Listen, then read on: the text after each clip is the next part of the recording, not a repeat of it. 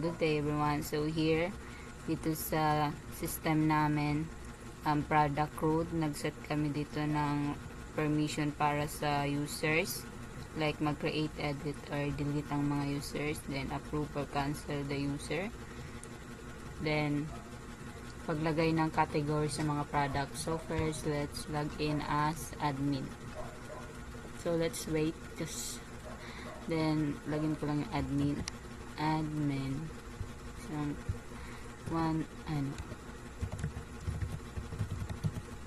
So, login tayo.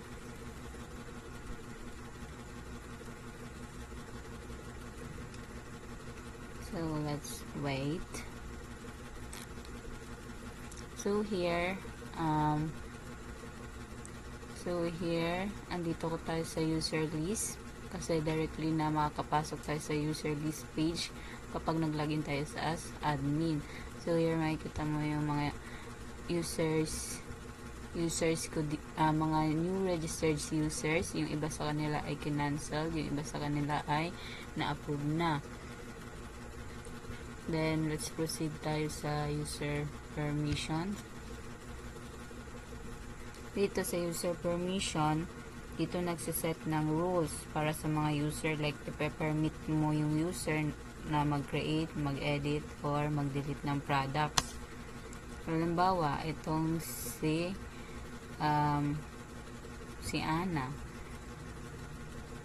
Tanggalin natin yung delete products. Tapos update natin siya.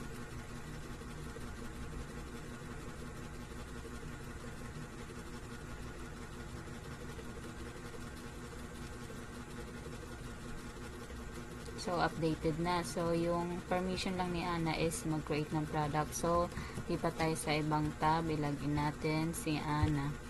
Then, tingnan natin kung yung permission niya lang is create.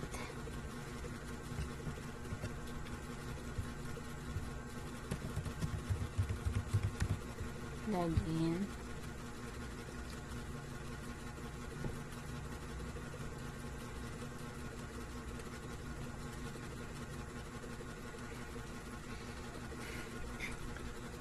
So here, pagkapasok mo as a user bilang Ana, directly ka mapupunta sa dashboard na to na puro products dahil pag pumasok ka as a user,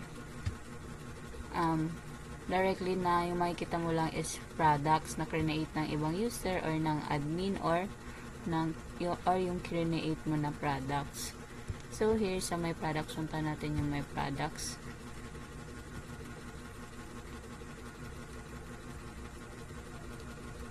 So here, may na-create na products na dito si Ana. So, yung permission niya lang is mag-create lang ng products. Hindi siya pwedeng mag-edit or mag-delete. So, let's view. Kaya rin itong mag-view ng products. Then, ayan, view products.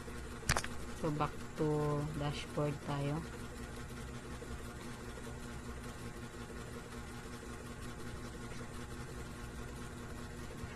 So, click tayo sa my products.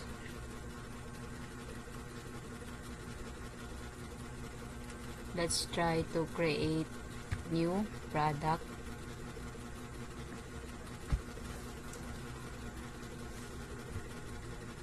Halimbawa, yung product natin is mascara, headset. So, yung category niya is electronics. Yung price niya is 100, halimbawa. Tapos yung quantity niya is 5. Description niya is good quality. Good quality. Tapos mag-choose tayo ng file. Siyempre, nilagyan ko siya ng storage link para yung image, kaya niya mag-upload ng image. Pero naka-GIF. Ang format lang nito is JPEG, so hindi pwede itong headset na to. Ibang pictures na lang na available. Halimbawa, ito na lang, cellphone.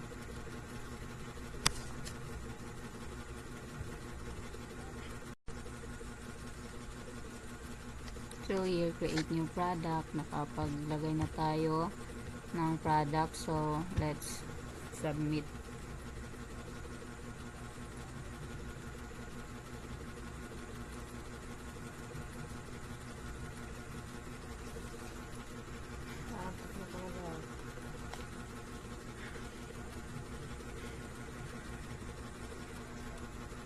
So here, may dalawang products na si Ana. Then, ang kanya lang gawin is mag-view, then mag-create ng product. What if binigyan natin ng permission si Ana na mag-edit tsaka mag-delete din ng product. So, punta tayo sa admin.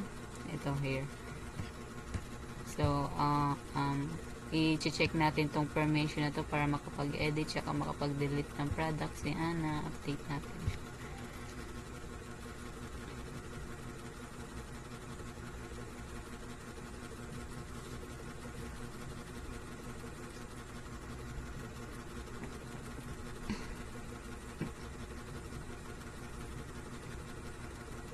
So, updated na yan. So, balik tayo ulit sa dashboard ni Ana. Then, control 5 natin.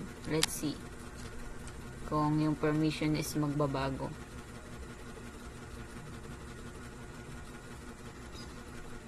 See, yung permission is biglang nag-check yung edit tsaka delete. So, si Ana as a user, kaya na mag-edit ng products. Pero sariling products niya lang yung kaya niya i-edit or i-delete. Yung ibang products ng ibang users, hindi niya yun kayang galawin. So, yun yung permissions. Bawa, books. Ganyan lang.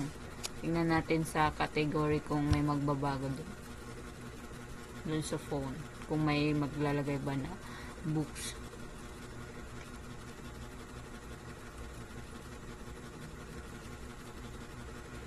As you can see sa categories, nagbago dito.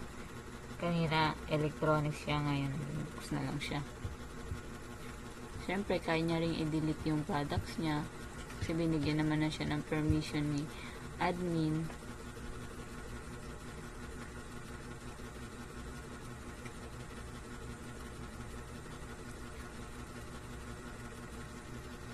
So ayan, isang product na lang yung kay Ana. Din dito sa dashboard, dito nakalagay lahat ng in-upload na products ng user, ng admin, and ng sarili mong products. So ayan, pwede ka mag-show, may categories dito, pero hindi na ayun yung iba kasi yun lang yung pictures na meron ako. So ayan, pwede mong tignan yan, ma-view yung products ng iba. View lang, hindi ka pwedeng mag-edit or mag-create ng ibang products ng ibang user. So what if mag-add tayo ng bagong category dito sa admin, kasi si admin lang yung may kakayahan na mag-add ng bagong category.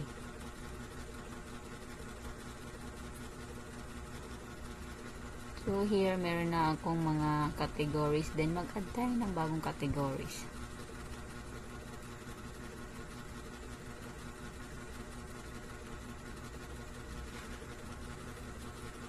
Bawa yung category ko is wine. Description niya, grapes. Yan na lang.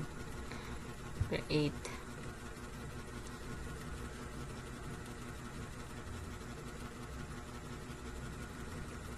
Then, let's wait. Hanapin natin yung wine. Ayun, wine. Si code ID, ay category ID 7, wine, grapes. Siyempre, kaya niya rin mag-delete ng ibang categories. Halimbawa, delete nito si home garden. Ganyan. Then, let's wait lang. Sobrang tagal. So, tingnan natin, na-delete si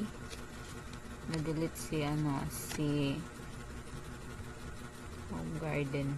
Then, kaya din natin mag-edit kasi si admin, siya yung magmamanage ng categories. So, halimbawa, so here, halimbawa, may edit natin si wine. Hindi natin Oweshi. Ayan, yung description niya. So, may na-edit tayong category. So, as you can see, naging Oishi na dito si wine. Then, let's see doon sa kay Ana. Halimbawa, i-edit natin. Then, meron din pala dito na kung kailan na-create yung products na yon. Meron ditong date kung kailan na-create yung products na yun. Halimbawa, mag-create new product ulit tayo dito kay Ana. Tapos, maglagay tayo ng pangalan dito. Rate P. Tapos, ang category niya is makeup. Price niya, 100. Stock niya, 11. Matte. P. Tapos, maghanap tayo ng picture.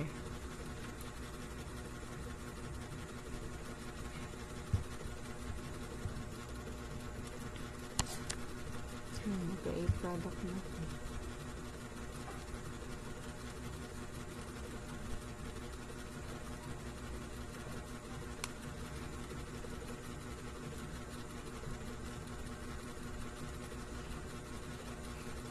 Ayan.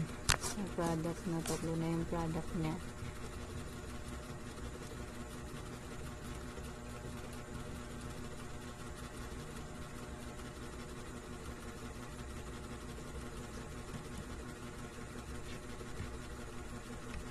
So here, sa system na to,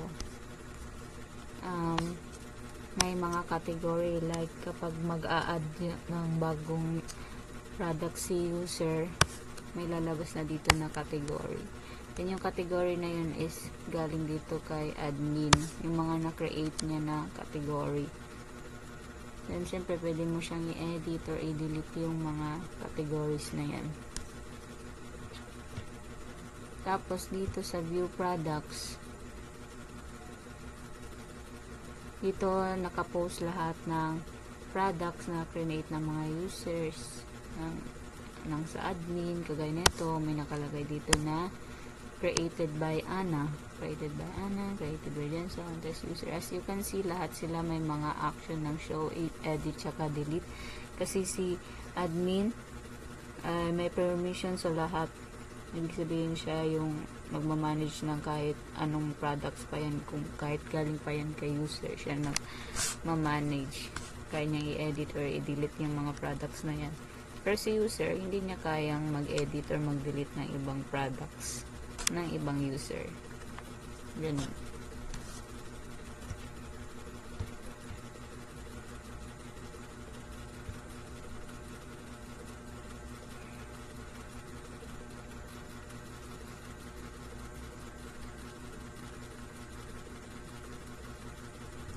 So that's all.